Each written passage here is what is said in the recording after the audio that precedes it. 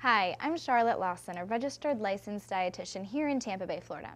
And if you're cooking and you're in college, you may be looking for some tips on how to do this successfully. Well, first you're going to need a couple things. Obviously, some cookware and cooking utensils, maybe a George Foreman or even just a microwave.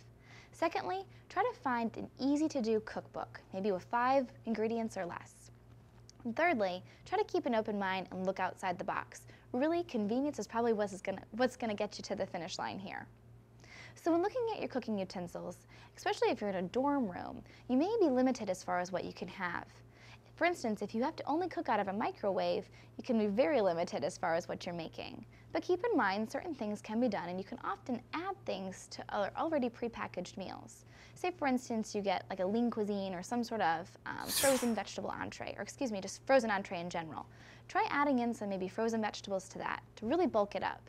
This way you're getting in extra vegetables and lower calories and also those extra nutrients and a meal that may keep you a little bit fuller. Also keep in mind when you're cooking to try to avoid the added fats. I'm sure you may have heard a lot of good things maybe about olive oil for instance, but olive oil still is a fat and that means it contains 9 calories per gram.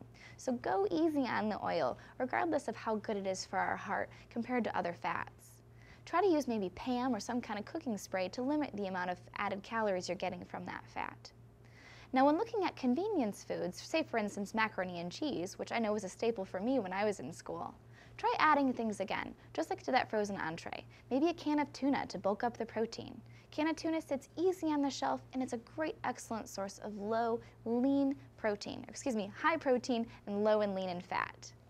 Also keep in mind, looking outside of the box, breakfast is one of the most important meals. And I know when you're in college, time is really of the essence and you always want to sleep in and hit that snooze. Make sure to incorporate breakfast in your day. Even if it is maybe from that meal that you cooked last night, or that frozen pizza, or the pizza that's left over from yesterday's party. So when cooking, try to keep it simple.